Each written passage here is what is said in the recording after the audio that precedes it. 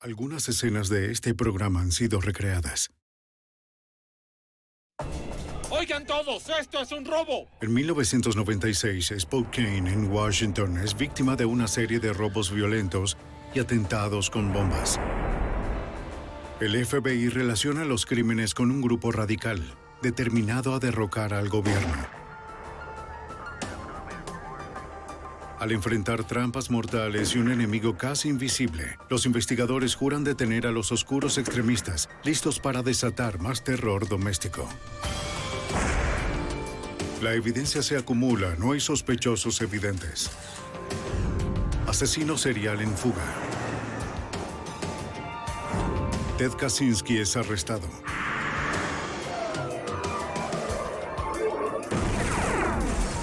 Fugitivo aún prófugo.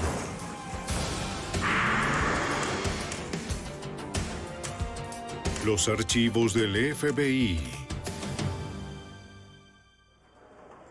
La ley de la libertad de expresión de la Constitución de Estados Unidos permite la expresión de cualquier creencia, pero cuando una facción paramilitar usa bombas y robos para promover su causa, ha cruzado la línea. La muy organizada célula terrorista era difícil de identificar y aún más difícil de detener. Soy Jim Kallstrom, exdirector del FBI en Nueva York. Mientras el grupo almacenaba armas para un atentado, el FBI y la policía local estaban decididos a llevarlos ante la justicia. Terror doméstico. Spokane, en Washington, es una ciudad de 200,000 habitantes, cercana a la frontera este del estado de Idaho. El lunes 1 de abril de 1996, 2 docenas de personas trabajaban en una sucursal del periódico de la ciudad, el Spokesman Review. A las 2:30 de la tarde, una camioneta van se detuvo detrás del edificio.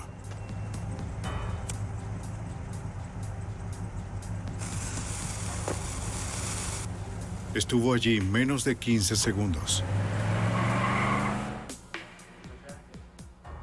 Adentro, un reportero acababa de terminar de trabajar y estaba pendiente de pasar la tarde con su hijo.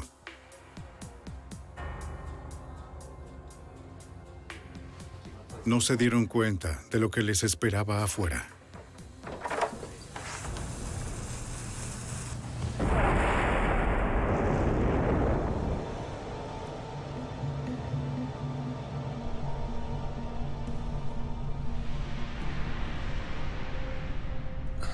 A pesar del daño significativo al edificio, ¿Estás bien? nadie resultó herido.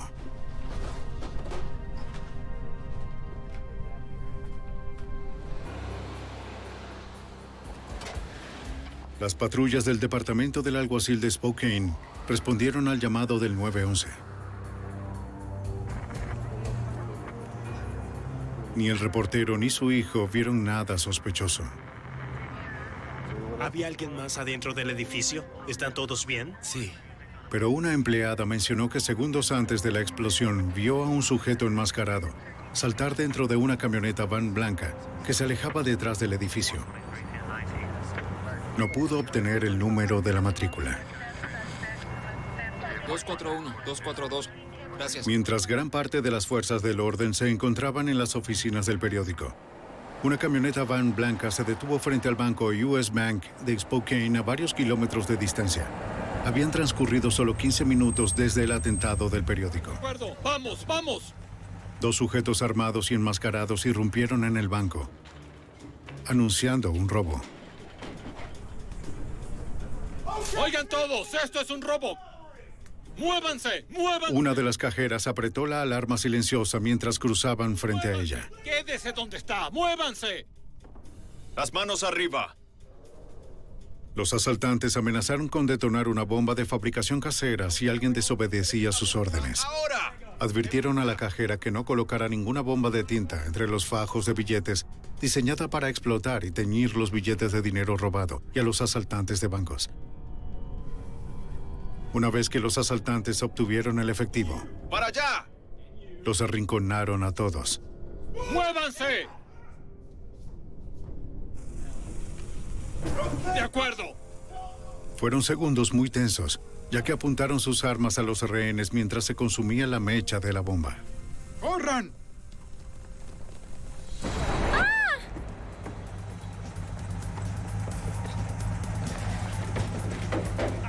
esto! ¡Vámonos, vamos!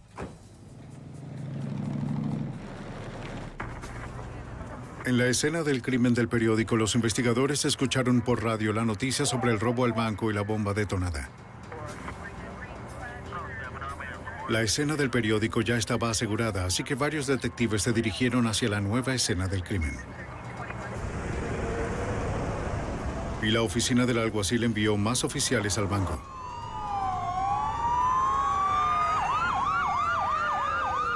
En ese momento, el agente especial del FBI, Mark Cullinan, de la agencia de Spokane, iba camino al periódico donde ocurrió el atentado con su compañero. Mientras íbamos en camino, recibimos la llamada avisando del asalto a un banco y que otra bomba más había sido detonada adentro de la entidad. Como mi campo de investigación principal son los robos bancarios, de inmediato me dirigí hacia allá. Los empleados y clientes estaban temblando, pero a salvo. Creían que todos habían podido irse antes de la explosión. Y los ladrones pudieron huir. Pero los investigadores no habían declarado aún como segura la escena del crimen. El sargento James Goodwin, supervisor de la unidad de eliminación de explosivos, debía confirmar que era seguro para la policía revisar el edificio sin ningún tipo de peligro. Nos preocupaba la posibilidad de que hubiera una segunda bomba. Porque cada vez que hay un incidente relacionado con un explosivo, siempre es probable que al menos haya una más. Los tirabombas algunas veces dejan una segunda bomba tras ellos, como una especie de trampa explosiva, dirigida especialmente para atacar a las fuerzas del orden. La unidad de explosivos revisó a fondo el banco y determinó que estaba libre de bombas adicionales y de víctimas. Anunciaron por radio a quienes se encontraban fuera que ya era seguro procesar la escena. De acuerdo, todo despejado. Bien, vaya a ponerse en contacto telefónico está despejado. Los asaltantes fueron rápidos y organizados al entrar y salir en segundos, llevándose $50,000. No eran los típicos ladrones de banco. Los robos bancarios con frecuencia son llevados a cabo por individuos solitarios que buscan dinero para poder mantener el hábito de la droga o algo parecido. Que unos sujetos tan organizados irrumpan y se hagan cargo de un banco con tanta violencia y planificación previa es más bien inusual. Los agentes interrogaron a una testigo que estaba en el estacionamiento del banco cuando sucedió el robo. ¿Una camioneta blanca? Dijo que luego de la explosión vio a dos sujetos enmascarados que salieron corriendo del banco y se subieron a una camioneta van blanca. ¡Vamos! Un tercer sujeto estaba al volante. Tenía el cabello gris y una barba. ¿Una van blanca? En una van blanca y ambos llevaban... Ella sí pudo escribir el número de la matrícula. Hacia atrás, luego de escribir el número de la matrícula y pude ver cuando uno de ellos se quitaba la máscara acuerdo. negra. Descubrieron que había sido robada en Ellensburg, Washington. Charlie 5-4... La operadora de emergencias de Spokane emitió una alerta APB de la camioneta a todas las fuerzas del orden del país. Los oficiales comenzaron una búsqueda a fondo, cuadra por cuadra, en las calles cercanas. En la oficina del periódico, los agentes del FBI llegaron para interrogar a los testigos.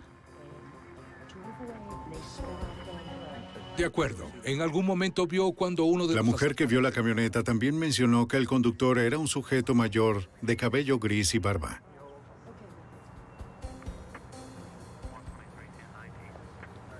Pero la pista más distintiva que vinculaba las dos escenas del crimen eran los panfletos que contenían propaganda religiosa, algo muy común en la zona.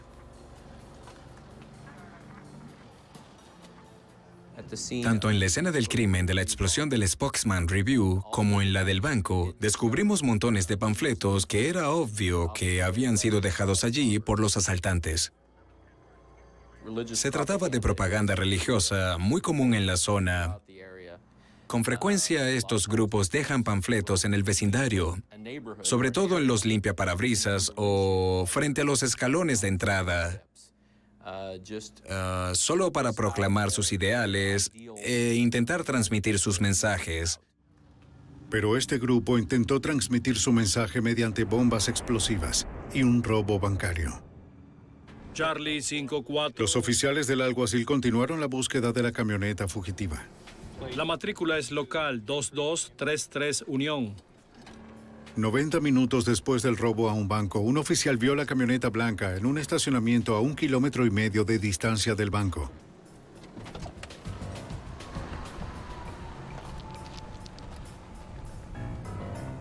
Desde atrás no podía ver si los asaltantes estaban allí.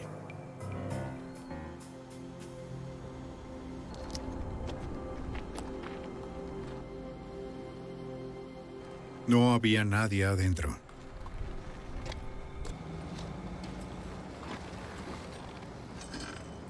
La operadora del 911 avisó al oficial que en la camioneta podía haber una bomba.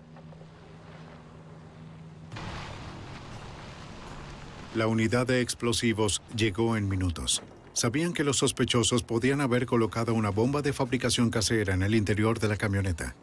Si había una bomba, podía ser que la detonaran por radio. En vista de que las radios de la policía podrían activar el detonador, los investigadores ordenaron apagarlos. Como tenían suficiente espacio al aire libre, utilizaron un robot con cámara para revisar la camioneta. Primero que nada, enviamos al robot para que revisara la camioneta. Nos dimos cuenta de que era muy limitado lo que podíamos ver. Y por eso enviamos al experto con traje antibomba para que también se aproximara. Los demás esperaban en el comando móvil el informe del experto.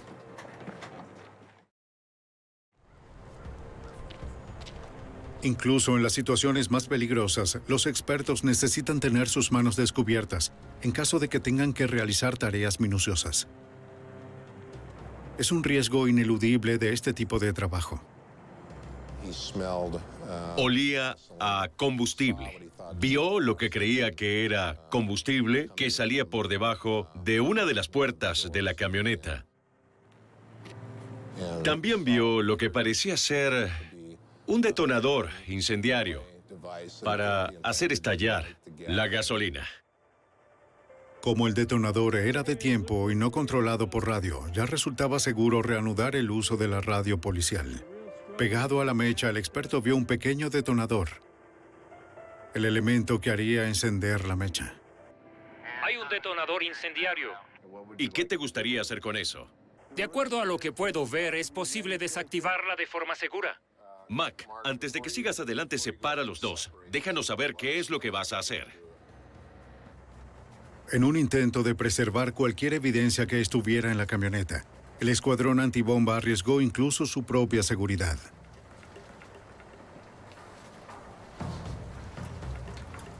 De acuerdo, procede.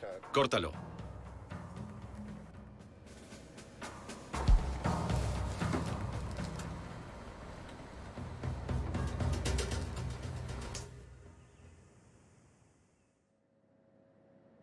Bien, ya lo corté. ¡Qué alivio! Sácala de ahí. Funcionó. De acuerdo, él ya lo tiene. En la camioneta, los investigadores encontraron otra copia del manifiesto que los asaltantes habían dejado en el banco y en el atentado al periódico. Justo aquí puedes ver... Para el agente especial David Bedford, la retórica de la carta era típica de los grupos milicianos de la supremacía blanca de la zona. Era más o menos un largo sermón religioso sobre la usura, un término bíblico que se refiere al cobro de intereses. Y lo más resaltante del manifiesto que habían dejado tras ellos era el símbolo al final. Tengo aquí también con este otro. Los agentes sabían que un reportero del Spokesman Review podía ayudarlos a analizar el manifiesto. Bill Morlin es un experto en grupos extremistas de la zona. Durante los últimos 22 años le he dado cobertura a los grupos de odio de la zona noroeste. El destacado es la Nación Aria, situada a 56 kilómetros de Spokane, Idaho, que ha atraído a un montón de extremistas como los antiimpuestos, antiabortos, Ku Klux Klan y Posse Comitatus, referente a las milicias. El FBI le mostró a Morlin el manifiesto de los asaltantes. Era evidente que se trataba de un dogma separatista de la supremacía blanca, pero me intrigó lo que había al final de la carta. Era una cruz cristiana con una P mayúscula sobreimpuesta, la que reconocí de inmediato como el logo de los sacerdotes de Phineas.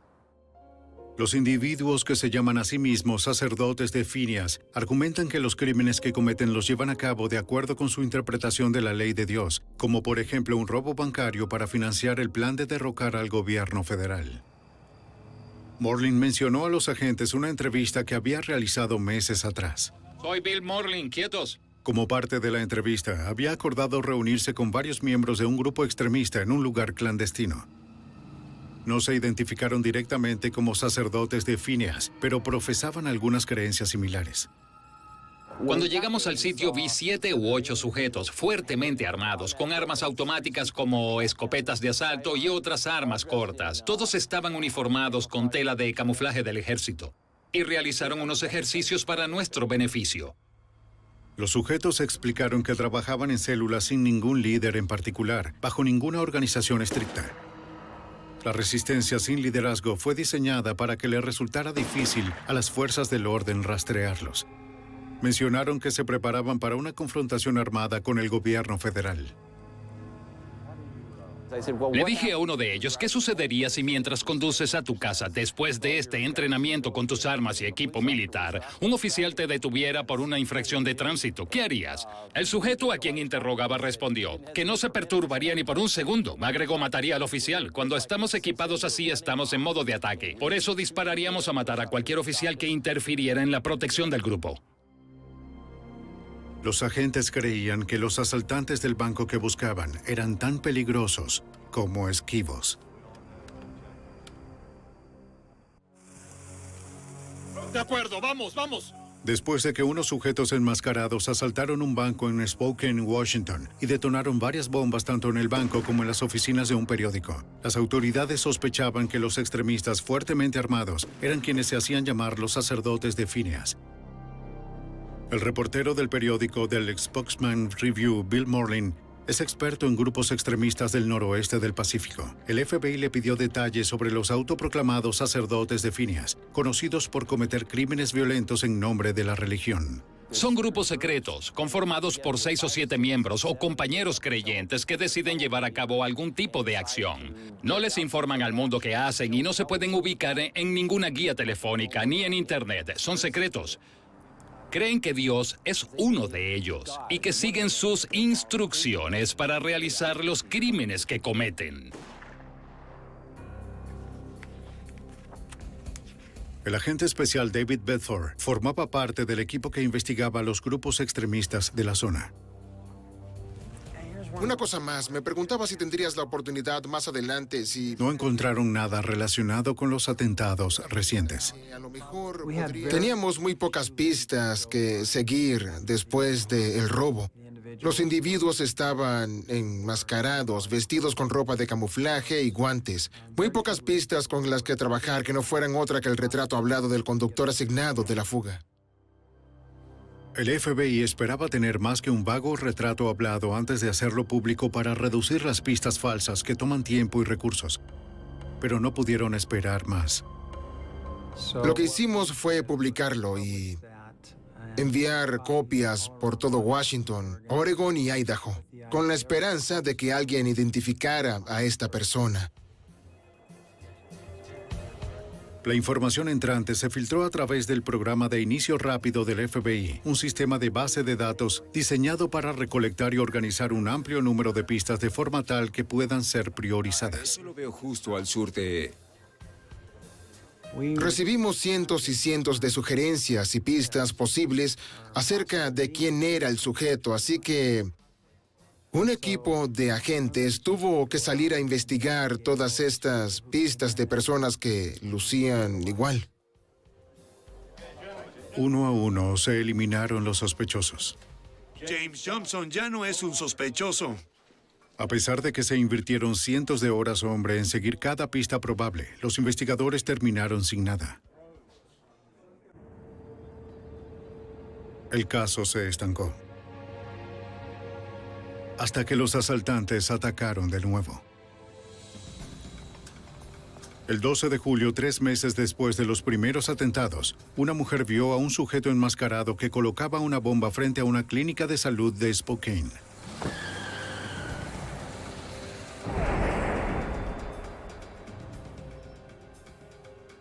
Llamó para dar el número de matrícula de la camioneta.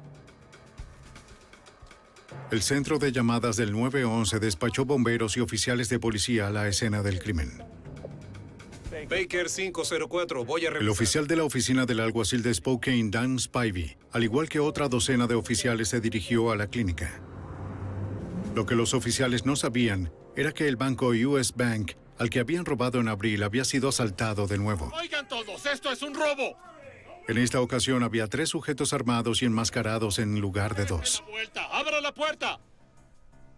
Al igual que en el robo anterior, los asaltantes tenían una bomba. Ya conoce el procedimiento. Una de las cajeras reconoció la voz de uno de ellos y activó la alarma silenciosa mientras juntaba el efectivo. ¡Rápido, rápido! ¡Ahora! Los sujetos se movieron con eficiencia, se comunicaban en código y parecían tomarle el tiempo al asalto. No se percataron de la ventanilla externa que funcionaba en una zona separada del banco. ¡Ciérrelo, por favor! Mientras que quienes estaban en las oficinas del banco solo veían cañones de armas apuntándolos. Para los clientes afuera del banco, todo lucía normal. ¡Hola! La cajera de la ventanilla externa trató de pedir ayuda. Esperaba que los ladrones no hubieran oído al cliente a través del altavoz. No sabía si el cliente había entendido sus gestos. Si la ayudaría o huiría. El oficial Spivey estaba casi llegando a la clínica cuando recibió una llamada aún más urgente. Baker 405, copiado. Escuché sobre el robo a un banco en curso en el mismo banco US Bank que asaltaron el 1 de abril. Pero antes de que llegaran los oficiales, uno de los asaltantes anunció que ya estaban en código azul y huyeron. Se llevaron consigo $37,000 en efectivo, además de la bomba.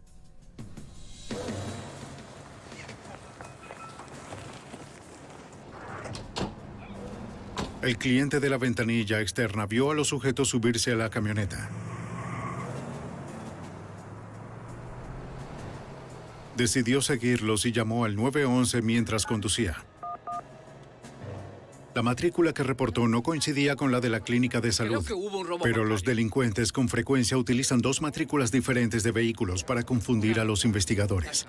En la calle East Gray, espere mientras La transmite. operadora de emergencias de Spokane sugirió al cliente del banco que no se expusiera al peligro. Le respondió que se mantendría a una distancia prudencial hasta que los oficiales llegaran. La policía esperaba que el cliente no fuera descubierto por los asaltantes armados. En julio de 1996, las autoridades creían que los miembros de un grupo de milicianos extremistas habían robado el banco US Bank de Spokane, Washington, por segunda vez en 3 meses. Un cliente vio a los asaltantes huir en una camioneta van y lo siguió. El oficial Dan Spivey iba camino al banco cuando escuchó sobre el asalto. La operadora del 911 nos advirtió que un ciudadano con un teléfono móvil seguía el vehículo sospechoso y que continuaría dándonos información sobre su ubicación. Spivey cambió su rumbo en un intento por alcanzarlos.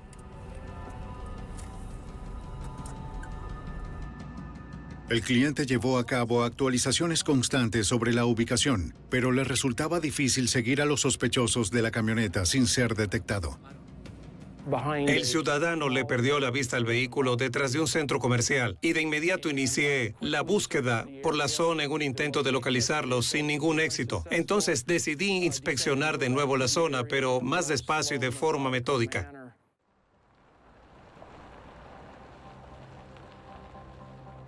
Después de 1 hora de búsqueda, el oficial Spivey condujo hacia un estacionamiento en el centro de la ciudad. Revisé un estacionamiento y en el otro extremo vi lo que parecía ser el vehículo sospechoso.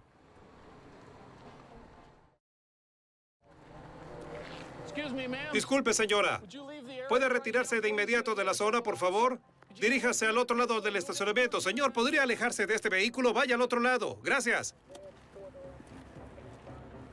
Baker 504, matrícula trasera 2233, Víctor. Una de las matrículas coincidía con la del robo al banco.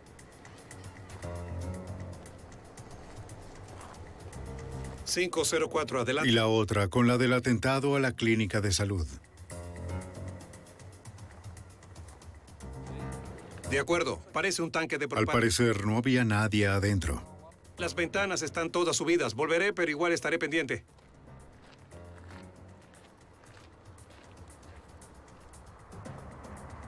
El supervisor de la unidad de eliminación de explosivos, el sargento James Goodwin, quien ayudó a desactivar la bomba en la camioneta después del robo al banco en abril, declaró a la camioneta como un explosivo potencial. En vista de los antecedentes, nos preocupaba que este vehículo también pudiera contener otro explosivo. Lo que temíamos era que como esta era la segunda vez y habían fallado en el primer intento, se esforzarían mucho más en esta ocasión. Los oficiales percibieron un fuerte olor a combustible, pero de nuevo era difícil poder ver qué tipo de dispositivo había adentro. En lugar de arriesgarse a enviar a un miembro del escuadrón de eliminación de explosivos, una vez más acudieron al robot especializado.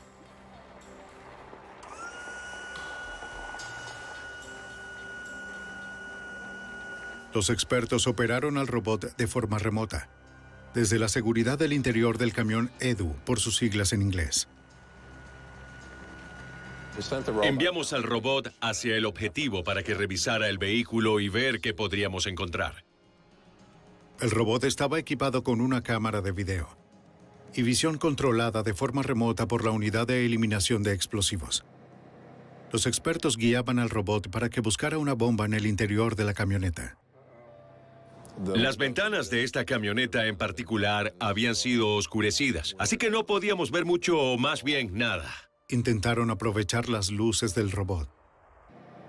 Las ventanas están muy oscuras. Tampoco puedo ver nada por la parte de atrás. Parecía que, de hecho, había algo, pero la cámara del robot no podía ver a través de las ventanas polarizadas. No puedo ver nada a través de la ventana, ¿tú sí? Los expertos necesitaban saber qué clase de objeto era. Decidimos que el robot disparara a la ventana de la camioneta y que la abriera para que pudiéramos ver su interior. Por eso activaron el interruptor del cañón de agua que dispara una bala acuática a presión, en lugar de una de pólvora que podría haber generado alguna chispa. Dime cuando estés listo para disparar.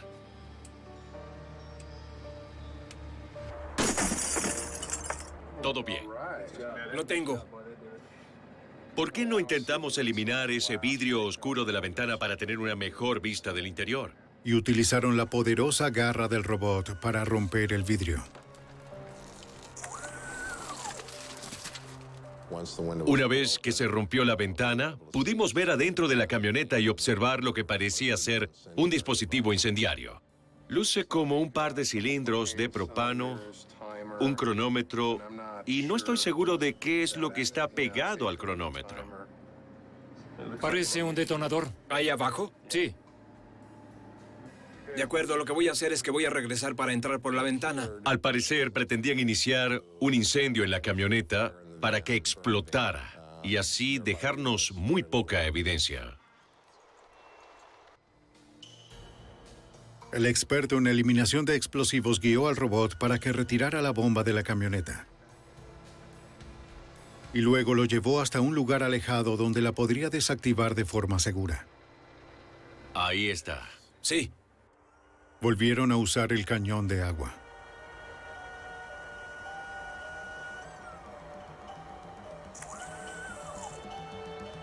Dispara cuando estés listo. Estoy listo. Muy bien. Bien hecho, acaba de abrirla. Con su traje de protección, el experto revisó la bomba y confirmó que fue desactivada de forma segura. Despejado. Parece que allá está todo despejado. Una vez más, los sospechosos habían utilizado una camioneta robada. Pero esta vez los investigadores no encontraron ni los manifiestos ni ninguna otra evidencia en su interior. Aunque eran 3 asaltantes en el último robo, el FBI creía que eran los mismos sujetos que habían robado el banco 3 meses atrás. En busca de ayuda recurrieron al experto forense Richard Vorderbrugge, de la Unidad de Análisis de Audio, Video e Imagen del FBI. La similitud de la vestimenta y de las armas sugería que 2 de los sujetos armados habían participado en ambos robos. Vorderbrugge analizó el video de vigilancia con la intención de determinar la altura de ambos. Utilicé una técnica llamada análisis de perspectiva fotogramétrica, que implica tomar una serie de medidas de objetos fijos dentro de la escena del crimen para determinar su perspectiva específica, es decir, cómo la misma cámara se relaciona con los objetos fijos dentro de la escena. Debido a que las cámaras estaban enfocadas hacia abajo, Vorderbrugge tuvo que aplicar matemáticas complejas para determinar cómo el tamaño real se reflejaba en un ángulo dado. A continuación, comparó la medida de una mesa con la altura relativa de los asaltantes.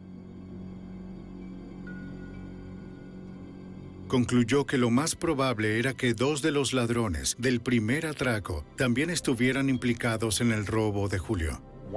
Uno de ellos medía de forma aproximada 1.71 metros y el segundo medía cerca de 1.85 metros. Y descubrir cómo de hecho lo hice, que la altura de los 2 sujetos de los robos bancarios eran más o menos la misma, ayudó a fortalecer el caso, pues era la misma gente la que estaba involucrada. Con los robos y atentados, al parecer cometidos por unos sujetos que se hacían llamar ellos mismos los sacerdotes de Phineas, el FBI elevó el estatus de los sospechosos. Concluimos que no estaban aquí con el solo propósito de robar un banco o tomar el dinero. Estos sujetos tenían un mensaje que querían hacer llegar al público y estaban ocasionando un caos en la ciudad de Spokane. Mucha gente estaba preocupada por su seguridad y por tal motivo el FBI creía que en realidad eran unos terroristas. Con la intención de ayudar a la captura de los sospechosos del terror doméstico, el banco US Bank ofreció una recompensa de $100,000. A pesar de la recompensa, transcurrió un mes sin ninguna pista nueva. Los agentes sospechaban que los terroristas estaban en algún sitio entrenándose y preparándose para atacar de nuevo.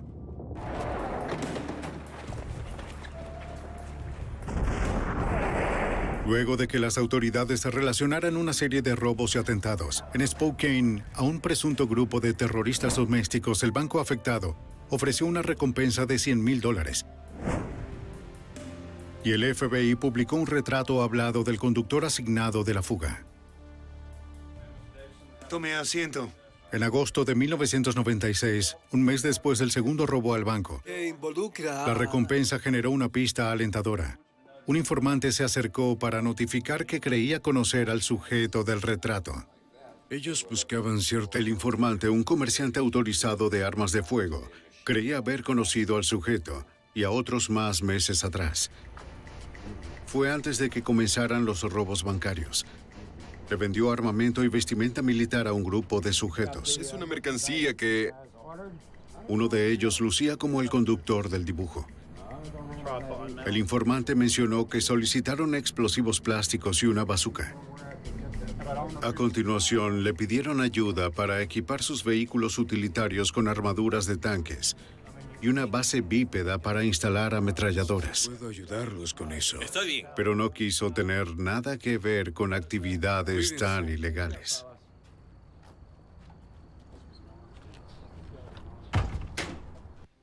¿Pudo mostrar? El informante dijo que lo conoció en un taller mecánico que le pertenecía a uno del grupo, ubicado en la pequeña ciudad de Sandpoint, en Idaho, a 121 kilómetros al noreste de Spokane. De acuerdo. A finales de agosto, el FBI se dirigió a Sandpoint para hacerle seguimiento a la pista. Hay un sospechoso que... Los agentes rentaron un edificio abandonado con vista al taller mecánico y observaron con mucha discreción cómo los sospechosos instalaban una armadura de tanque en sus vehículos utilitarios. El agente especial Mark Cullinan creía que podía haber encontrado a los asaltantes. Al observar las actividades diarias de los sujetos, resultaba sospechoso para nosotros que no tuvieran ningún tipo de empleo evidente. Este era un indicador de que o habían ganado dinero o tenían los medios para poder funcionar mediante otros métodos. Como no sabíamos qué había sucedido con el efectivo del robo al banco, esta era una posibilidad.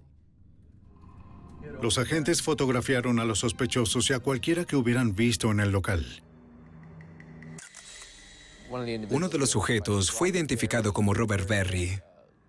Berry tenía un taller mecánico en la zona de Sandpoint que no parecía generar ningún tipo de negocio ni de ingreso.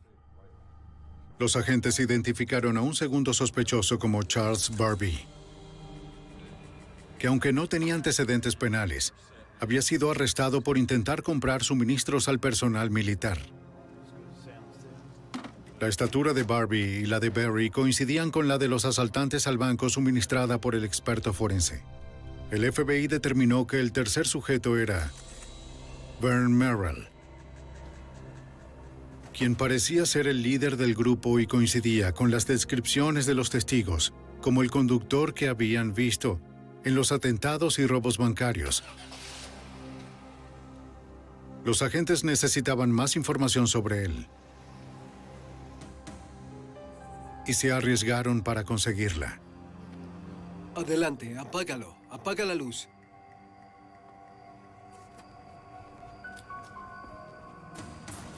Una noche a principios de septiembre, después de que los sospechosos dejaron el taller, los equipos de vigilancia instalaron una cámara de video oculta en un poste telefónico detrás del garaje.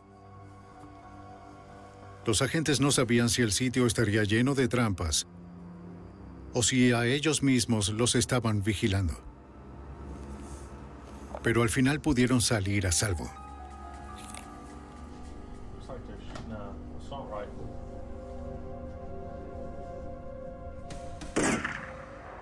Lo que la cámara reveló resultó escalofriante. Los agentes vieron a los sospechosos mientras probaban distintos tipos de balas para ver cuál podría perforar el acero de las puertas de los autos y el Kevlar de los chalecos antibalas. Era evidente que se preparaban para la batalla.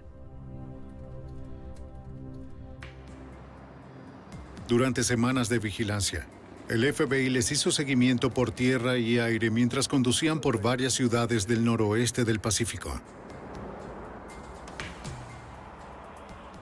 Los agentes sospechaban que inspeccionaban otros bancos. Al oeste de la avenida Spring. El 6 de septiembre de 1996, 2 meses después del segundo robo, el banco, la oficina del periódico y la clínica de salud recibieron cartas amenazantes donde les prometían más ataques violentos. ¿Algún tipo de plan de vigilancia? Las autoridades desarrollaron unos planes de contingencia que le permitieran hacer un seguimiento a los asaltantes hasta su próximo objetivo, cualquiera que fuera. Esto no quiere decir que puedan ir por cualquier otra carretera secundaria para llegar a la I-90. Así que lo que tenemos que hacer es trasladarnos hasta un punto tan lejano que no puedan tomar otra carretera y desplazarse antes de nuestra llegada a los predios que más conocen.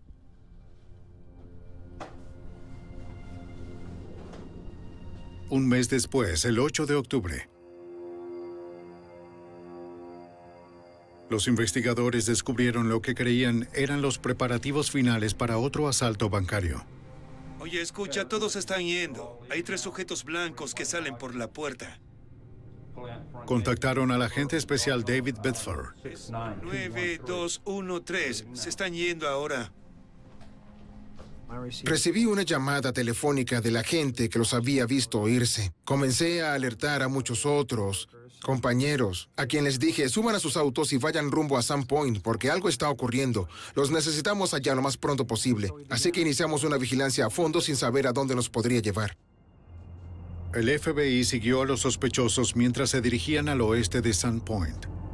Las matrículas de la camioneta indicaban que serían utilizadas en un crimen. Pero la matrícula suburbana delantera no coincidía con la trasera y ambas habían sido reportadas como robadas. Esto también sumó un nuevo sentido de urgencia a nuestra investigación. Siguieron a los sujetos 644 kilómetros hacia el oeste, a través de la frontera de Oregon. El sujeto está a punto de robarse una camioneta. En el río Hood de Oregón, los agentes vieron a uno de los sospechosos robarse una camioneta de un lote de vehículos usados para sumarla al convoy. Si el FBI estaba en lo cierto, los sospechosos planeaban usar la camioneta robada para llevar a cabo un robo bancario y luego abandonarla.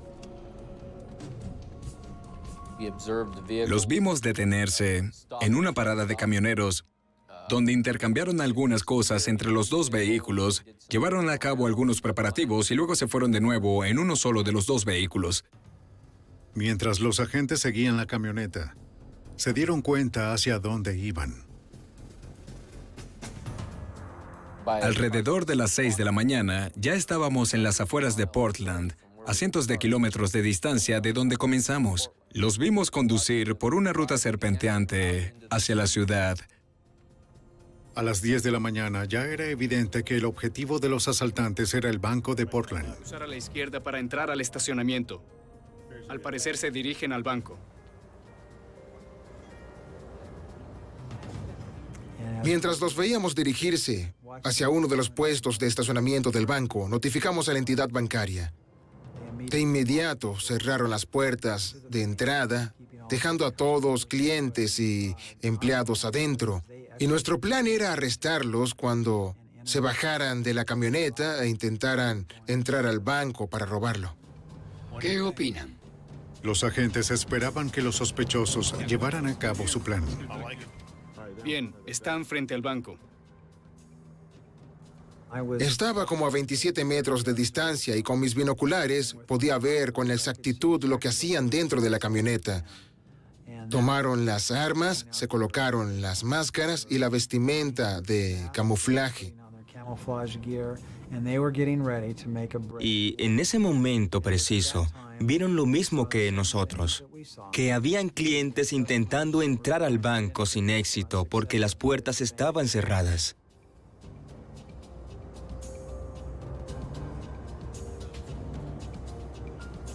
Pero parecía como si algo los hubiera detenido. Los agentes de campo llamaron para pedir instrucciones. Seguimos con la vigilancia del vehículo. Nuestros agentes solicitaron asesoría de la Oficina del Fiscal Federal de los Estados Unidos y de los jefes de nuestras divisiones para determinar si contábamos con suficiente evidencia como para arrestar a los sujetos en este punto. Mientras el equipo hacía la consulta, las unidades de vigilancia siguieron a la camioneta robada en el momento en que los sospechosos tomaban la carretera suburbana. Condujeron de regreso a Washington y nosotros detrás de ellos, siguiéndolos. Pronto obtuvieron el visto bueno para el arresto. Así que necesitaban encontrar la oportunidad más segura para llevarlo a cabo. Todas las unidades juntas.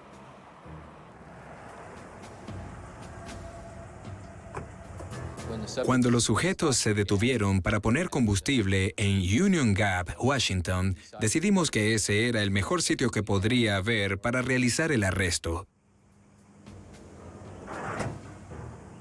Pero con unos sospechosos tan violentos y fuertemente armados, no había ninguna garantía de un escenario de arresto seguro.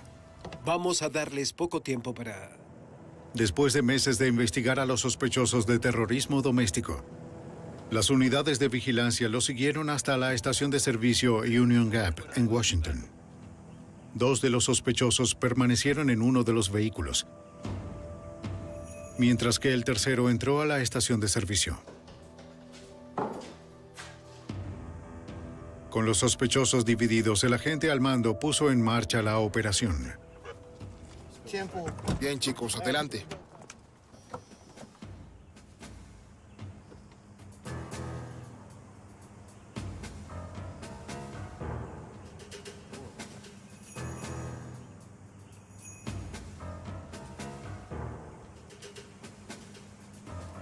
Necesitaban sincronizar el arresto para tomar a los 3 sujetos por sorpresa.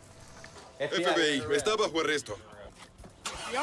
¡No se mueva! ¡No voltee! Manos al volante. Las manos en el auto. Ponga las manos en el auto. Ahora salga del vehículo. Vern Merrill, Robert Berry Manos en el auto. y Charles Barbie fueron arrestados sin resistencia alguna. El agente especial David Bedford se dio cuenta de que ha podido ser mucho peor. ¿Qué tenemos aquí?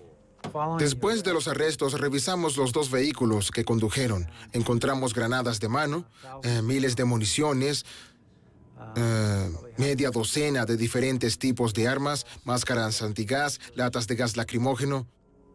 Estos sujetos estaban listos para la batalla. Los agentes también encontraron una carta amenazante dirigida al banco de Spokane 2 veces robado. A pesar de los 3 arrestos, el FBI sabía que aún había un sospechoso en libertad. Una de las cosas que nos preguntábamos era que durante el robo del 12 de julio, 3 individuos entraron al banco y además había un conductor asignado, pero no estábamos seguros de quién podría ser el 4º asaltante. Los agentes interrogaron a los amigos y relacionados de los sospechosos detenidos. Descubrieron que era posible que el 4º fuera Brian Rattigan. Una de las cosas que preocupaban al FBI era la experiencia militar de Rattigan. Parecía tener cierto entrenamiento de la escuela de francotiradores. Por eso tanto la vigilancia como la investigación relacionada con Brian resultó muy minuciosa, muy bien pensada.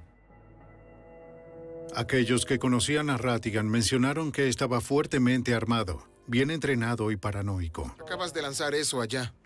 Si no te importa. El FBI quería evitar una confrontación violenta, al igual que la familia del sospechoso. Le pedimos colaboración a los miembros de la familia de Brian Rattigan, quienes, tras hablar un rato con nosotros, consideraron que lo más sensato sería que él mismo se entregara y fuera arrestado. Por eso los familiares enviaron boletos de tren a Brian y su esposa. El boleto era una salida falsa en un momento en que el FBI sabía que ningún otro pasajero estaría en la estación de tren de Washington. Agentes encubiertos se hicieron pasar por los empleados de la estación.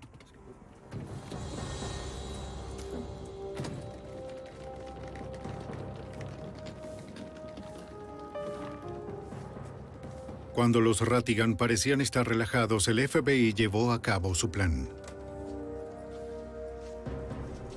FBI, quieto, contra la pared, no se mueva. Contra la pared. Rattigan no tenía la posibilidad de contraatacar ni de huir.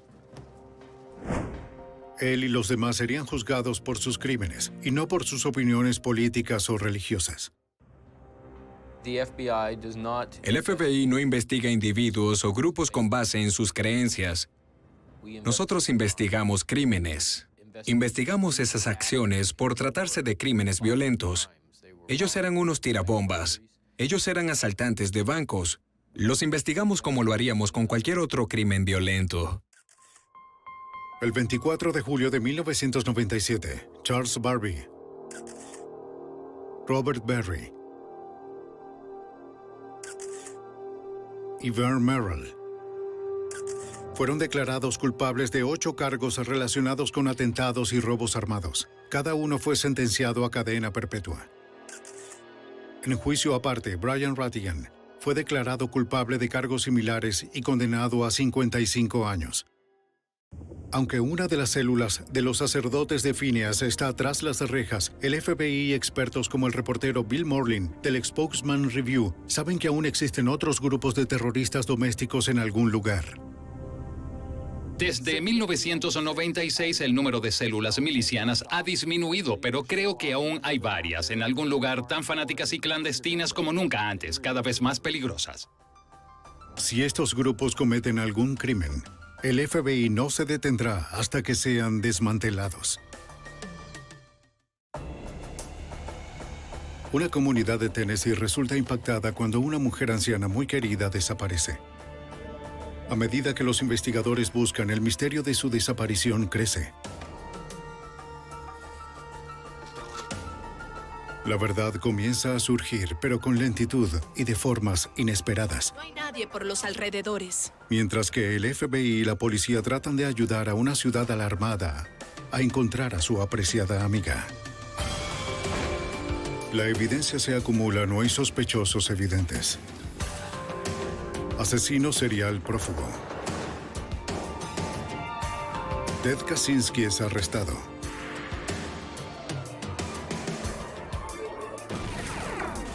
fugitivo a un prófugo.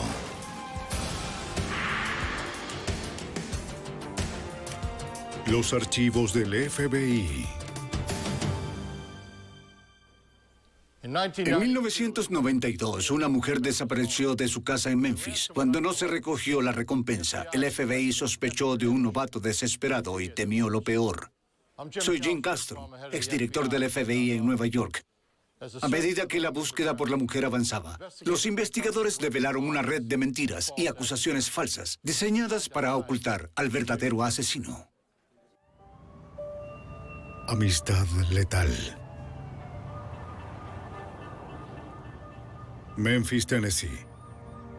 El 7 de agosto de 1992, 40 kilómetros hacia las afueras de la ciudad de Eads, el exitoso promotor inmobiliario Allen Roberts llegó a casa de su trabajo. Como de costumbre, el auto de su esposa estaba en la entrada, pero se sorprendió al encontrar la correspondencia allí. ¿Doe? Su esposa, Doe Roberts, solía dejar una nota cuando salía, pero no había ninguna. ¡Doe! En la cocina, Allen encontró el medicamento para el asma de Doe sobre el mostrador. Siempre se llevaba el inhalador cuando salía. Llamó a sus amigos más cercanos. Bill, sí, Bill, es Allen. ¿Has visto a Doe hoy? ¿Estuvo ahí? Nadie de los que llamó sabía algo de Doe. Preocupado, ¿entiendes?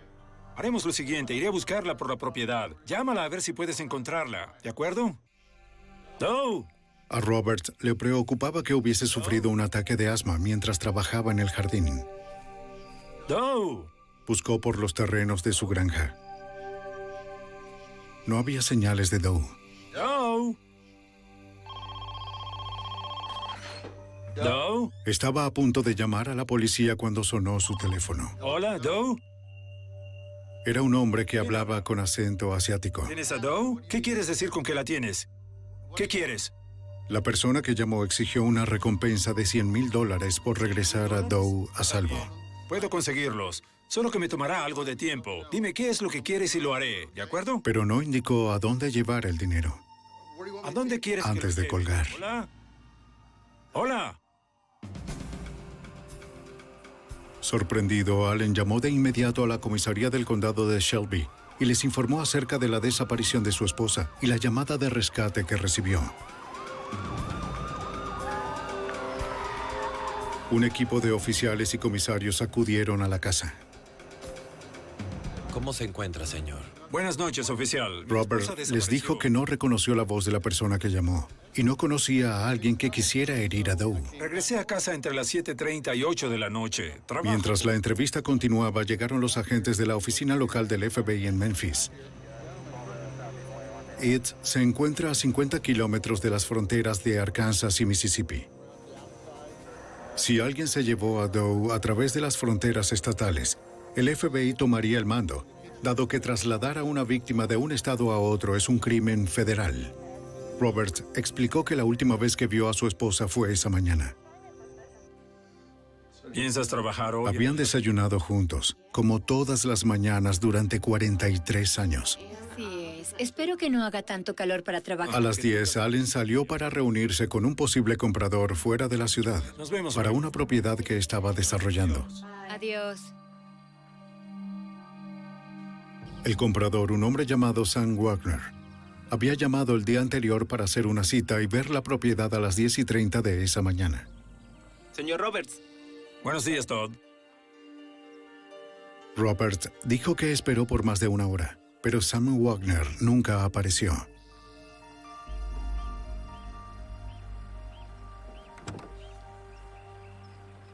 Me pareció que... Pasó el resto de la tarde colocando césped en otras de sus propiedades en desarrollo. Por supuesto. Bien. ¿Quieren entrar?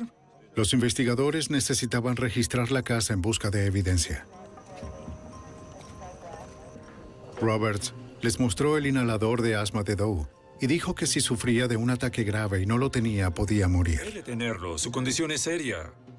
Necesitaban encontrarla de inmediato. Siempre debe tenerlo con ella. Buscando indicios de entrada forzada, los oficiales revisaron puertas y ventanas. Nada parecía sospechoso. ¿Está cerrada? Sabiendo que algunas personas a veces huyen de manera voluntaria, fingiendo secuestros para encubrirse, los ayudantes del comisario revisaron la habitación de Doe. La maleta sigue aquí. Su equipaje y toda su vestimenta seguían allí, así como sus objetos de valor. Parecía no haberse ido por cuenta propia. Si alguien la había secuestrado, una pista indicaba que ocurrió afuera, según la agente especial del FBI, Joanne Overall. Allen Roberts encontró correspondencia en medio del garaje que no fue llevada a la casa. Él sospechó que su esposa había ido hacia el buzón y nunca regresó a la casa, y por eso había dejado la correspondencia en ese lugar. Comenzando por la entrada, los oficiales organizaron líneas de búsqueda, dispersándose en un área de 60 hectáreas para buscar en la granja cualquier rastro de la mujer de 65 años de edad o de lo que le sucedió. A pesar de los esfuerzos de los numerosos equipos de búsqueda, no encontraron nada. La mejor posibilidad de nuevas pistas serían las llamadas adicionales de rescate. Cuando llame... Comenzamos a monitorear el teléfono de Allen Roberts después del secuestro. Con su consentimiento, colocamos una grabadora en el teléfono en caso de que recibiera una llamada del secuestrador. Comenzará a grabar cuando suene el teléfono. También instalaron equipo de rastreo. Bien. Presiónalo mientras estás hablando. Si el hombre con el acento asiático llamaba de nuevo, el FBI estaría listo. Más tarde esa noche sonó el teléfono.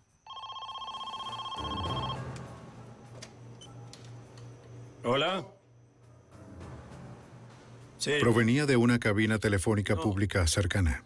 No le hagas daño.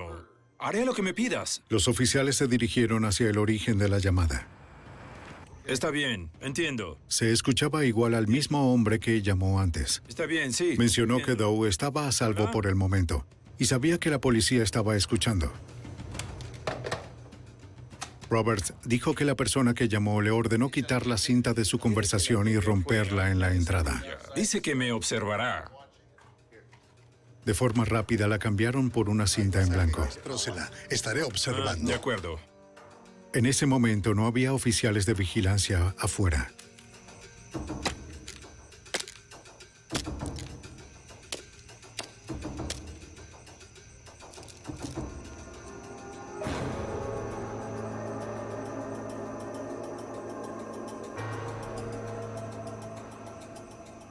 Cuando la oficial del condado de Shelby llegó a la cabina telefónica, no había nadie. La ubicación exacta. Quienquiera que hubiese llamado se había ido. Para el amanecer, los investigadores extendieron su búsqueda hacia la comunidad de Eads, preguntando a amigos y vecinos cuándo vieron a Doe por última vez y si notaron algo inusual el día de su desaparición. ¿Conoce a Doe y Allen Roberts? Sí, seguro, viven así. Nadie recordó haberla visto o escuchado de ella ese día. Aquí tiene mi tarjeta, llámeme. Está bien. Muchas gracias. Oh, bien, adiós. Dígame. Un vecino dijo a los investigadores que esa semana en la iglesia pareció haber tensión entre Doe y Allen, pero no surgieron pistas sólidas. La noticia del secuestro se esparció y los noticieros difundieron la historia. Joe Birch, del canal WMC en Memphis, informó sobre la reacción de la comunidad ante la desaparición de Doe. ¿Qué estás haciendo? Oh, estoy viendo esta historia. Muchos sintieron que debió ser alguien de afuera quien cometió este crimen. Porque estas personas se respetaban entre sí, asistían a bailes juntos, compartían mucho de su tiempo en conjunto. Su enfoque era su comunidad pequeña y mantenerse alejados del centro de Memphis y de todo el peligro que podría encontrarse allí. Así que creo que las personas de la comunidad de Eads sentían que quizás un extraño cometió este crimen. Pero los investigadores se preguntaban cómo no notaron a un extraño en un lugar como Eads. Al terminar el primer día entero de la investigación, la preocupación de la agente especial Overall aumentó. Las 24 horas que siguen a un secuestro son fundamentales. Mientras más tiempo pase, las posibilidades de encontrar a la víctima con vida disminuyen de forma rápida. Iglesia Metodista de Eads. Al segundo día, los miembros de la comunidad se reunieron para mostrar su apoyo y ofrecer plegarias por el regreso a salvo de Doe. Y nos hemos reunido aquí. Mientras el pueblo de Eads oraba, los investigadores dirigieron su atención al sospechoso más probable. Que regrese a salvo. En un caso así, siempre investigamos primero a los miembros de la familia y allegados, a las personas más cercanas de la víctima y luego al resto de sus conocidos. Debían comenzar con el esposo, Allen Roberts. Era posible que le hubiera hecho daño a Doe y luego usó a un cómplice para hacer las llamadas de rescate. Siempre resulta difícil cuando los familiares se dan cuenta de que son sospechosos. ¿Usted tomaría la prueba del... Las autoridades tuvieron que pedirle al esposo que se sometiera a una prueba de polígrafo.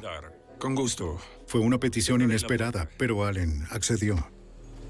Siempre que pueda ayudarlos, lo haré. Lo aprecio. Un polígrafo mide las reacciones fisiológicas de la persona mientras responde a las preguntas. La persona revisa todas las preguntas antes de la prueba para que no haya sorpresas. Aunque se conoce como la prueba del detector de mentiras, un polígrafo en realidad no detecta las mentiras. Solo detecta si la persona muestra las características que la mayoría de las personas exponen al mentir: subida de la frecuencia cardíaca, transpiración, presión arterial y respiración. ¿Está consciente de que solo haré las preguntas que ya hemos repasado? Si bien los resultados del polígrafo casi nunca son admitidos en la corte, muchos investigadores descubren que los conducen en la dirección correcta. Sí. El examinador le hizo preguntas a Roberts, ajenas al caso, para establecer un punto de partida para respuestas verdaderas. Luego hizo preguntas sobre su relación con Doe y lo sucedido el día en que ella desapareció. ¿Asesinaste a Doe Roberts? No. El examinador luego interpretó el resultado del gráfico para determinar si Roberts parecía mentir en las preguntas sobre el caso. Bien. En su opinión, Allen Roberts respondió todas las preguntas con veracidad. La pasó. ¿Y esto? Allen estaba seguro de que eso era todo. Pero los agentes sabían que los resultados de las pruebas no siempre eran precisos. No, indican que dice la verdad. ¿Estás seguro? Aún no podían descartarlo. Para verificar la historia de Roberts, el FBI quería encontrar a Sam Wagner, el hombre al que al parecer fue a ver en la mañana del secuestro de Doe. Pensamos que Sam Wagner pudo haber ingresado en esta zona y, debido a su respaldo económico y propiedades, pudo haber secuestrado a Doe Roberts por el dinero que ellos tenían, pues poseían una cantidad sustancial de dinero. Los agentes revisaron las bases de datos del FBI y los registros a nivel nacional de la Oficina de Tránsito, buscando a alguien llamado Sam Wagner. En varios estados, los agentes del FBI interrogaron a hombres con ese nombre, pero los descartaron a todos como sospechosos. Dígame su nombre completo. La historia de Allen Roberts se tornó más sospechosa cuando Sam Wagner pasó a ser un individuo desconocido que no podíamos encontrar. Y nos pareció muy plausible que Allen Roberts pudiera estar detrás del secuestro. Parece que superó la prueba. No creo que tenga nada. Si Allen le hizo algo a su esposa, quizás los registros telefónicos y de sus cuentas bancarias revelarían una pista. Extraño en ninguna de las llamadas. Los investigadores solo descubrieron evidencia de una vida normal en una ciudad pequeña, sin indicios de contacto con alguien sospechoso y sin registros de que Doe hubiera gastado dinero después del 7 de agosto. No había ninguna pista. Con el tiempo llegaron a creer que Doe Roberts estaba muerta.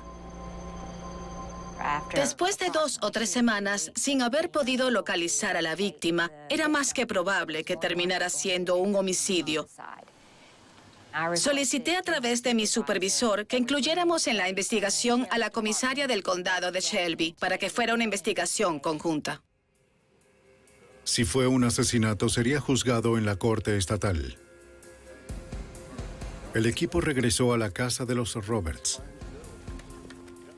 La segunda búsqueda en la propiedad de Allen Roberts se hizo dentro de parámetros más forenses, así que buscamos salpicaduras de sangre tanto en la casa como en el granero. De nuevo, Roberts cooperó. Haría lo que fuese. Los técnicos forenses del FBI y de la comisaría procesaron las instalaciones, buscando cualquier evidencia de asesinato, de limpieza o de eliminación de un cadáver. También recolectaron cabellos y tejidos en la alfombra del camión de Allen para compararlos con cualquier evidencia encontrada después. La búsqueda meticulosa duró 2 días completos. Bien. Gracias, agente. Allen Roberts se sintió frustrado por el hecho de que las autoridades tuvieran que dedicarle tanto tiempo como sospechoso. Estaba desgastándose. Y el verdadero secuestrador estaba por ahí, en alguna parte. En 1992, la comisaría del condado de Shelby y el FBI de Memphis registraron la granja de Allen Roberts y sus instalaciones, buscando algún indicio del posible asesinato de su esposa. Roberts había pasado la prueba del polígrafo y ahora ninguno de los artículos de su propiedad resultó positivo en la prueba de sangre. Sin embargo, no surgieron otros sospechosos y los investigadores habían desarrollado pruebas circunstanciales que implicaban a Roberts. A pesar de que varios testigos habían visto a Roberts ese día, su coartada verificada solo cubría unas 5 horas.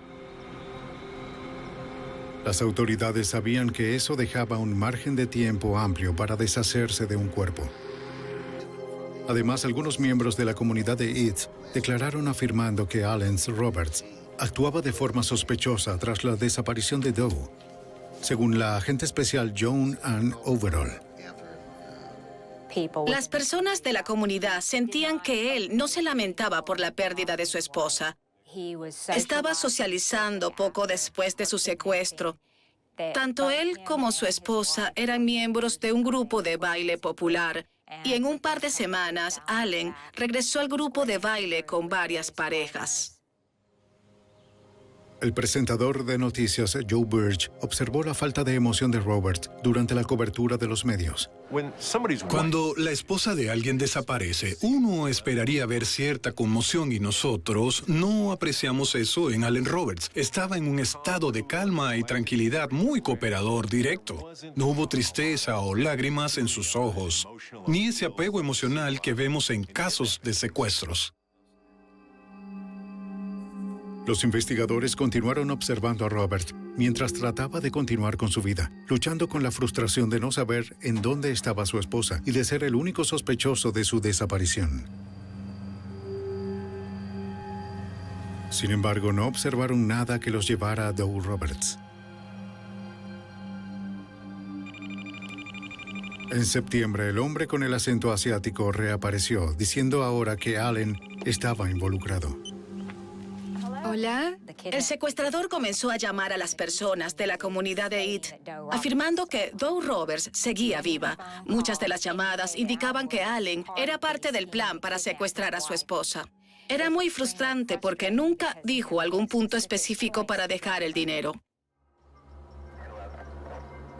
Muchas de las personas que hablaron con el secuestrador tenían identificadores de llamadas en sus teléfonos, por lo que los agentes rastrearon las llamadas a las cabinas telefónicas en una carretera muy transitada. De inmediato íbamos a las cabinas telefónicas y, por supuesto, la persona que había llamado ya no estaba. Otras personas ya habían usado el teléfono. Revisábamos los teléfonos en busca de posibles huellas dactilares y nunca hubo evidencia alguna que relacionara a una persona con ese teléfono. Bien. Aquí. Cada una de las llamadas se hizo a pocos kilómetros de la casa de Roberts, un gran riesgo en una comunidad que estaba muy preocupada por el caso. Esta audacia sugería que la persona que llamaba era alguien de la comunidad, tan conocido como para pasar desapercibido, y que se consideraba fuera del alcance de los investigadores. Sí, más o menos esta área. Recompensa de $25,000 se ofrece en caso de Doe Roberts. Desesperado por algo concreto, Allen Roberts decidió hacer las cosas por su cuenta, ofreciendo una recompensa por el regreso a salvo de Doe y anunciando que desconectó el equipo de grabación y rastreo del FBI de su teléfono para que el secuestrador pudiera llamar cuando quisiera. El 8 de octubre de 1992, 2 meses después de que desapareciera Doe, el secuestrador volvió a llamar a Allen Roberts. ¿Ella se encuentra bien? Le dijo que condujera a una cabina telefónica en una tienda local a 1 kilómetro de distancia en ese momento. Roberts se apresuró hasta la tienda. De nuevo estaba solo, sin testigos que corroboraran lo que estaba sucediendo. El teléfono ya estaba sonando cuando llegó. Esperaba que al fin esta fuese su oportunidad de recuperar a su esposa. ¡Hola! 2 meses después de que alguien secuestrara a Doe Roberts, de 65 años, el secuestrador le ordenó a su esposo, Allen Roberts, que se dirigiera a una cabina telefónica. ¿Hola? ¡Hola! El hombre con el acento asiático dijo que Doe estaba viva y seguía con él. ¿Mi esposa está bien? Quiero saber si... Le pidió a Roberts el nombre de un intermediario, alguien en quien Allen confiara y que el secuestrador pudiera contactar. ¿Quieres con alguien de la iglesia? Roberts sugirió a Charles Lord, un miembro destacado de la iglesia y amigo de la familia. Creo que Charles Lord. La persona que llamó dijo que estaría en contacto con respecto a dónde llevar el dinero del rescate. Déjame hablar con Doe, por favor. ¿Cómo? ¿Hola? Luego colgó.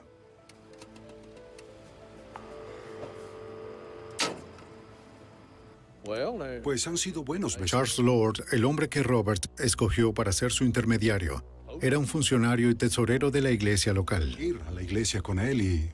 Hizo un llamado público para el secuestrador en nombre de Allen Roberts, pidiéndole que lo llamara y le diera de una vez las indicaciones específicas para la entrega del dinero. Y le diré cómo podremos hacer. Todos querían que Doe regresara. El secuestrador hizo más llamadas a Charles Lord y a otros miembros de la comunidad, pero aún no había detalles para un intercambio. En noviembre de 1992, Charles Lord llamó a los investigadores a su casa.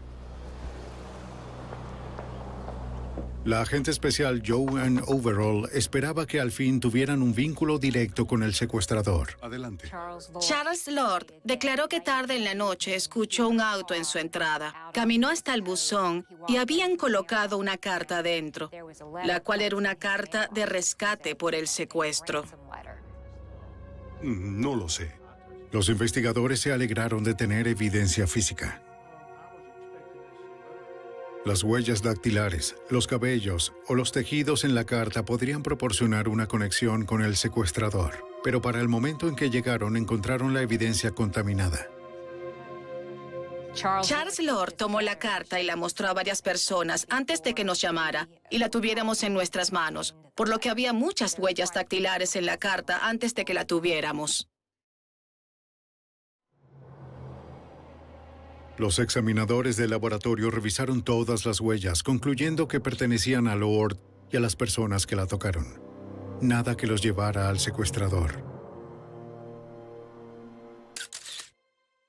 El mensaje tampoco fue de ayuda. El precio había disminuido, pero aún no había indicaciones para una entrega. Parecía que el secuestrador tan solo jugaba con ellos. En caso de que volviera a contactar a Lord, los agentes tendieron una trampa. Nuestra oficina decidió hacer la vigilancia de su buzón usando una cámara que colocaron dentro de una casa para pájaros, cercana a ese buzón. Sí, se ve bien. Muévelo un poco hacia arriba. Muévete un poco hacia la derecha para verificar que... Si el secuestrador dejaba otra carta, quedaría grabado.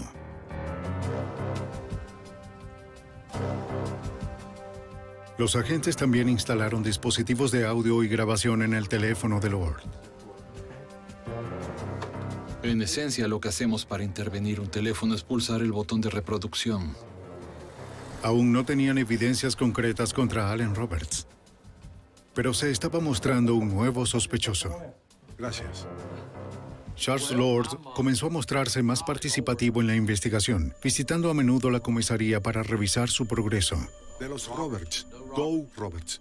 Los oficiales comenzaron a sospechar, puesto que parecía muy interesado. Sus sospechas aumentaron dada la peculiaridad de las llamadas telefónicas que según él recibía del secuestrador.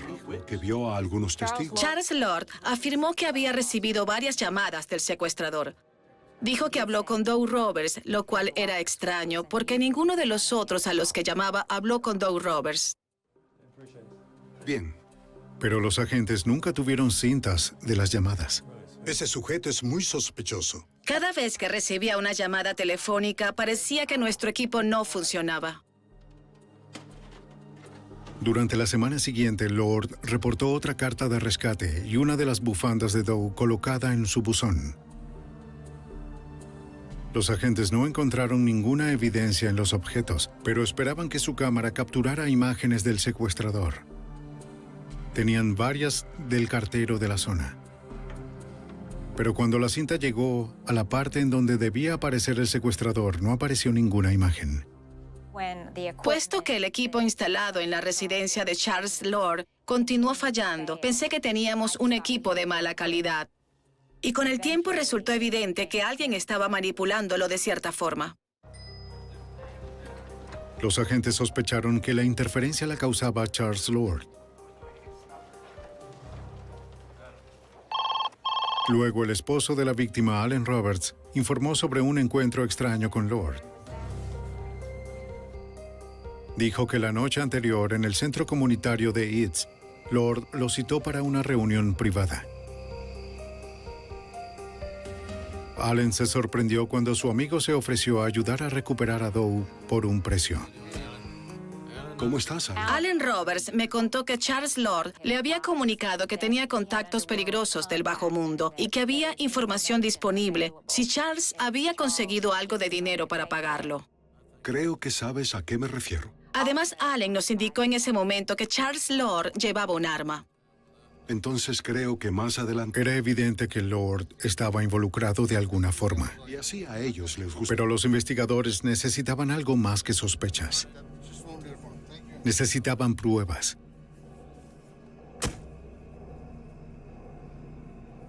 El 4 de marzo de 1993, 7 meses después de la desaparición de Doe, hubo otro giro en el caso. Noticias, ¿cómo puedo ayudarlo?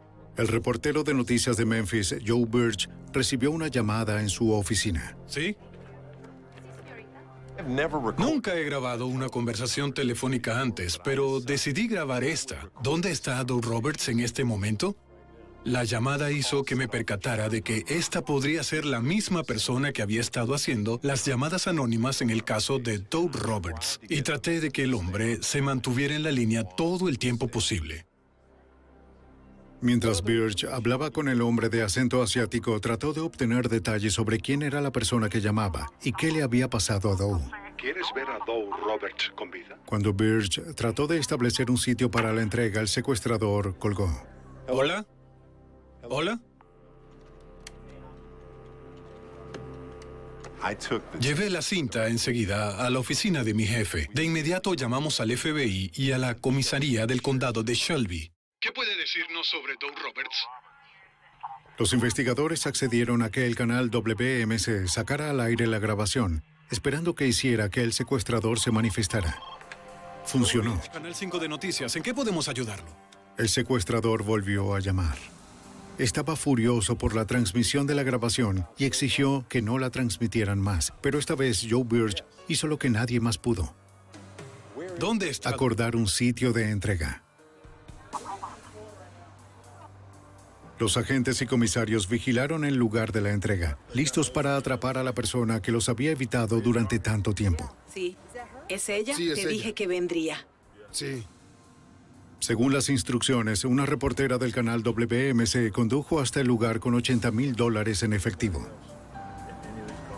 Es ella, pero no veo a nadie más. ¿Ves a alguien? Todos esperaron con ansias. No te muevas, no te muevas. Puede que venga otra persona. Quizás estén esperando. Será mejor. Pero el secuestrador nunca apareció. Se está yendo. Sí, Bien. no vino a la entrega. Es otra decepción en una investigación frustrante. 1409. La mujer acaba de irse. No hubo contacto. Estamos dejando la escena en este momento. Otros oficiales observaron que Charles Lord permaneció en casa todo el tiempo.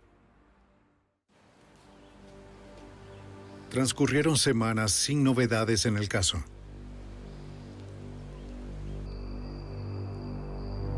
Luego, en junio de 1993, el secuestrador acordó otra entrega. Llamó a 2 sobrinos de Doe y les dijo que llevaran el dinero del rescate a un motel local. Así parece. Puedo observarlos. Pronto, el secuestrador evasivo al fin aparecería.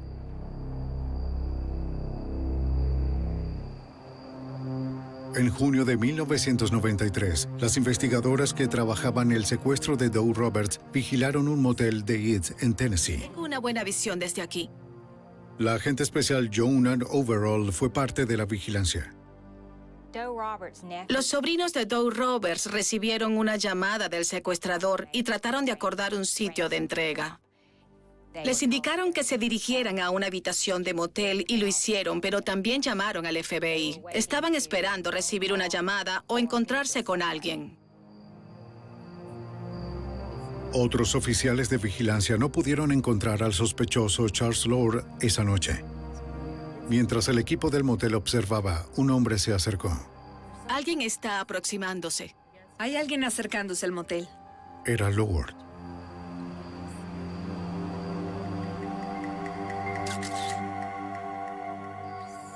Esto es muy extraño. Se dirigió a la habitación que los sobrinos habían rentado.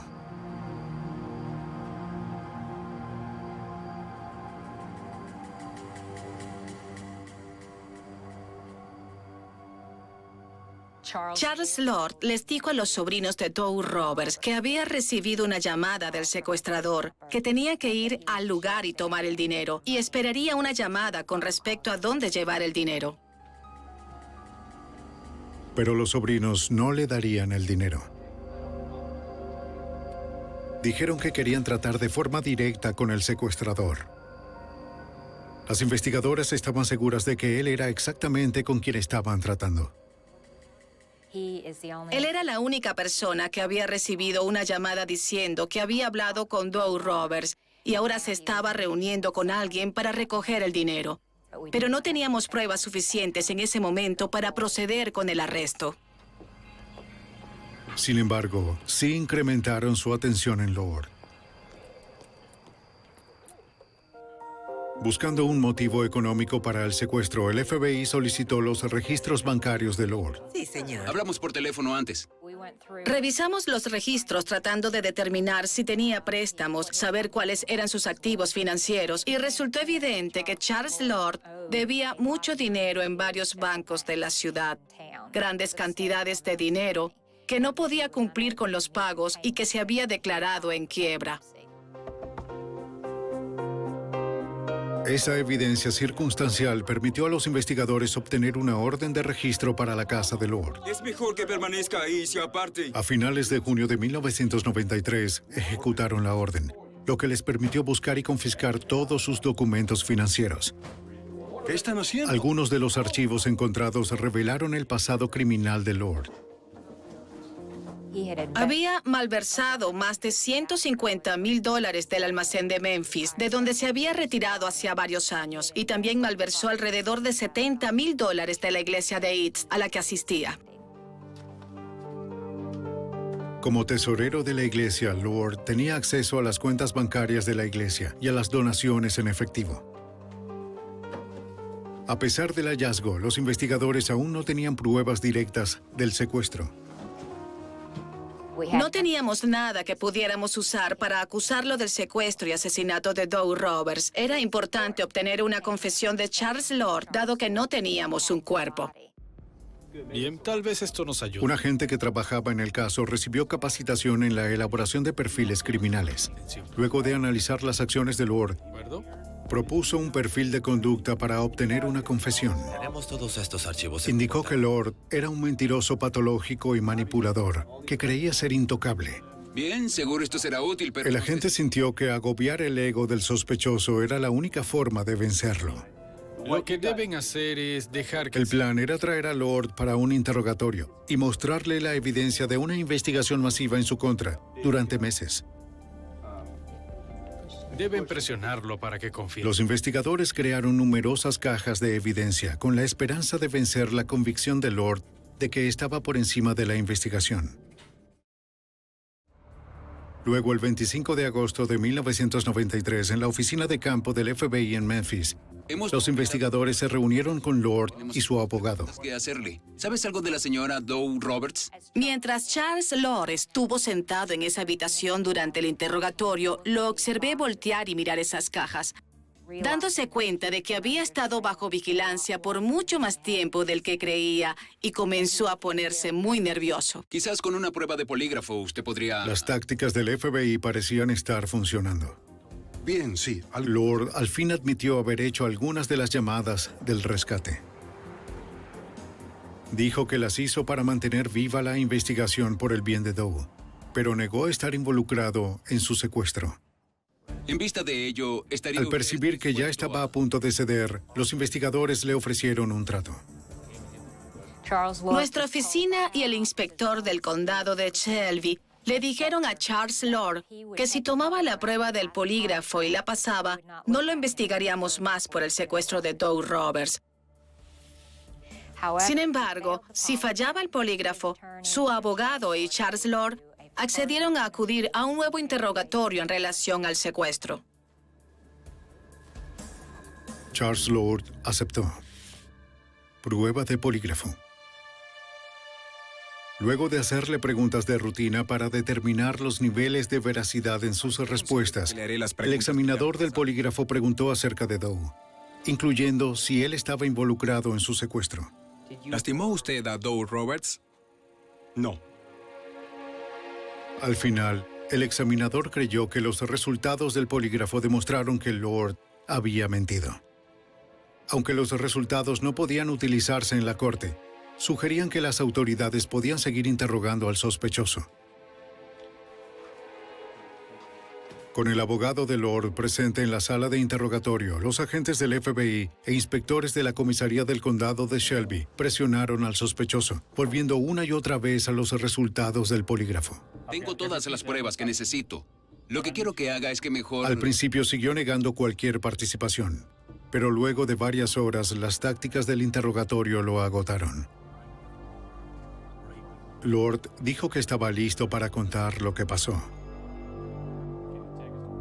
Dijo que necesitaba dinero en efectivo para pagar sus préstamos y cubrir el dinero que robó de la iglesia, y decidió secuestrar a Doe para exigir un rescate.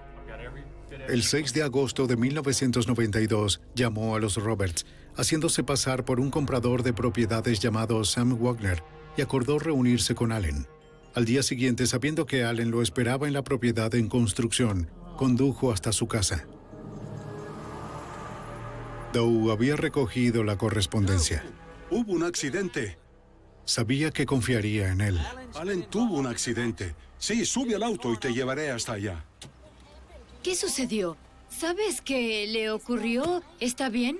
Lord les informó a los investigadores que planeaba liberar a Doe después de recibir el dinero, pero ella sufrió un grave ataque cardíaco en su auto. Dijo que entró en pánico y arrojó su cuerpo y su bolso, pero no dijo dónde. ¿Aceptarías llevarnos a donde ella se encuentra? Los investigadores creían que estaba mintiendo, al menos sobre su plan de liberar a Doe y quizás sobre otros detalles. Hiciste lo que debías hacer y ahora... La agente especial Joanne Overall sabía que tenían que encontrar el cuerpo para corroborar su historia. Entonces le ofrecieron un trato. Charles Lord accedió en decirnos dónde se encontraba el cuerpo de Doe Roberts después de haber confesado haberla secuestrado, a cambio de que el condado de Shelby no pidiera la pena de muerte para él. Lord afirmó que la arrojó al río Wolf. un río de poco caudal que se extiende 145 kilómetros a través del lado suroeste del estado. El río Wolf desemboca en el río Mississippi en Memphis. Dijo que arrojó los restos desde un puente en el condado Fayette, a 20 kilómetros de la casa de los Roberts. Los buzos comenzarían a buscar el cadáver y el bolso a 45 metros río arriba. El teniente John Yancey, de la comisaría del condado de Shelby, dirigió la inmersión en este río turbio. Participaron 21 buzos en total, pero no podía verse nada en el río. El agua estaba totalmente oscura. Y varias especies de serpientes venenosas vivían en esas aguas. Sin contar con el hecho de que el crimen ocurrió un año antes y que los restos estarían dispersos y sería difícil encontrarlos. Los agentes del FBI y los oficiales ayudaron a los buzos extendiendo una cuerda a lo ancho del río. Los buzos se aferraban a la cuerda y se movían a lo largo de su extensión, buscando con la mano en el fondo del río. Por lo general, dado el tamaño del cuerpo, buscas dentro del agua moviendo los brazos. Buscábamos el contenido del bolso para tratar de asegurarnos que en verdad fuera esa la escena. Nos sumergimos en el lugar, en vez de buscar con los brazos, tuvimos que hacer lo que llamo agarre con las manos. Y de esa forma se toma tierra con las manos para encontrar cosas en el fondo. Una vez que los buzos llegaron a la otra orilla, el equipo bajaba, movían la cuerda y comenzaban de nuevo.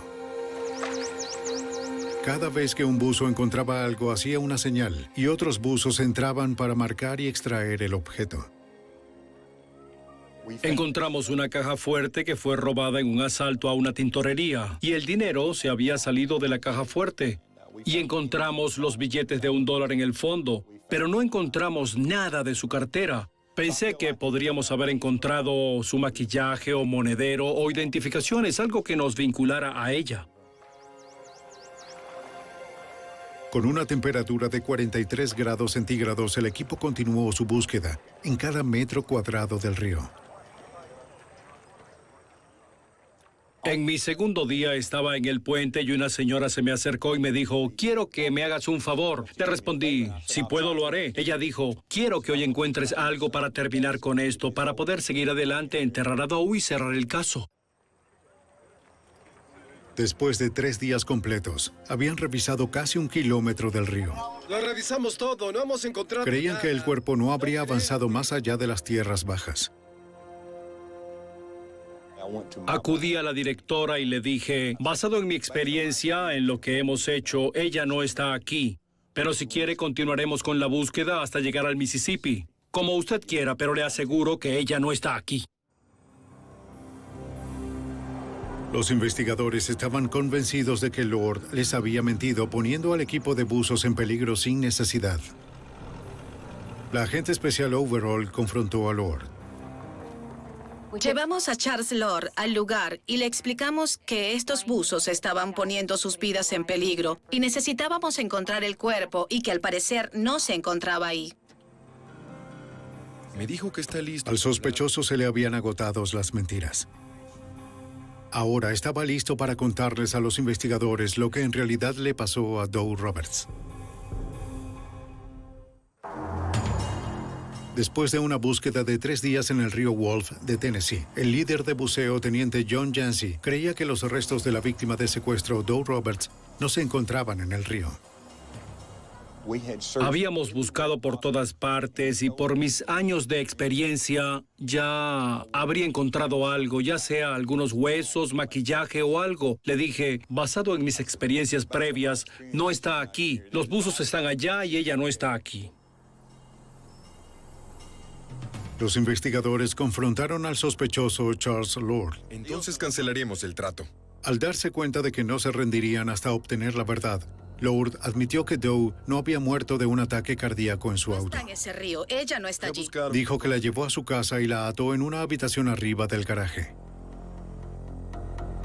Entonces ya no podía dejar ir a su vecina. Trató de matarla con pastillas para dormir. Está bien, Cuando eso no funcionó, la asfixió con una almohada. Está en el patio trasero. Lord dijo que la enterró en su patio de abono. Arriba de su cuerpo colocó una capa de cal y otra de cemento, con la esperanza de que eso acelerara la descomposición. Entonces eso fue lo que sucedió. Necesitaban determinar si Lord estaba diciendo la verdad en esta ocasión para recuperar la evidencia y darle a la familia de Doe el cierre de saber lo que ocurrió. Permanezca tranquilo. La comisaría llamó a antropólogos forenses de la Universidad de Tennessee. Luego de retirar capas de hojas y abono, comenzaron a excavar. El teniente Ronald Goodwin de la comisaría del condado de Shelby supervisó cada detalle de la excavación. Deben usarse cinceles y paletas, ya que es como descubrir unas reliquias. Se retira la tierra con mucho cuidado para asegurarnos de que no se pierda ninguna evidencia y de no provocar algún daño a la evidencia que puede estar en el cuerpo. Luego de 2 horas encontraron una cubierta de cal y cemento. Debajo de esto había un cuerpo. Lo primero que logramos ver fue una mano. El resto del cuerpo yacía en posición plana, de espaldas, en la tumba, boca arriba. Les tomó 17 horas exhumar por completo los restos, y lo que hallaron los investigadores los sorprendió. Su piel estaba intacta, su cuerpo estaba tan bien conservado que sentí que muchas de las pruebas científicas que pudiésemos realizar revelarían envenenamiento como causa de muerte o agresión sexual o lo que fuera. Pero al parecer las medidas que el señor Lord había tomado, como la cal y lo demás en la parte superior del cuerpo, habían hecho lo contrario y preservaron el cuerpo para nosotros. El detalle más escalofriante fue la posición de la mano de la mujer de 65 años. Lo único que no estaba en una postura común era su mano. Estaba delante de su rostro, en una posición defensiva, con los dedos abiertos.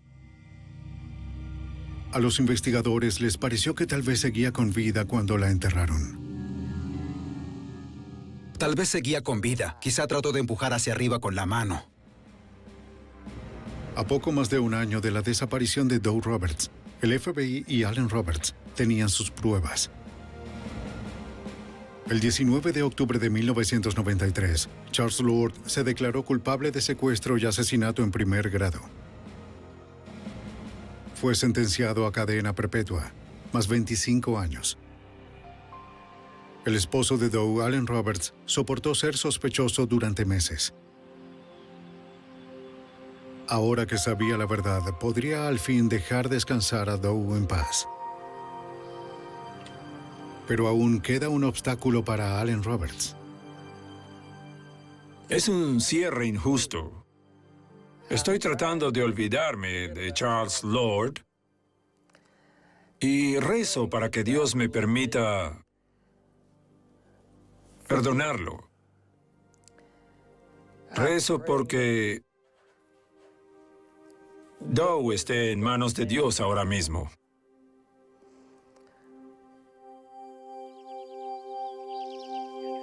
El señor y la señora Roberts disfrutaron de 43 años de feliz matrimonio.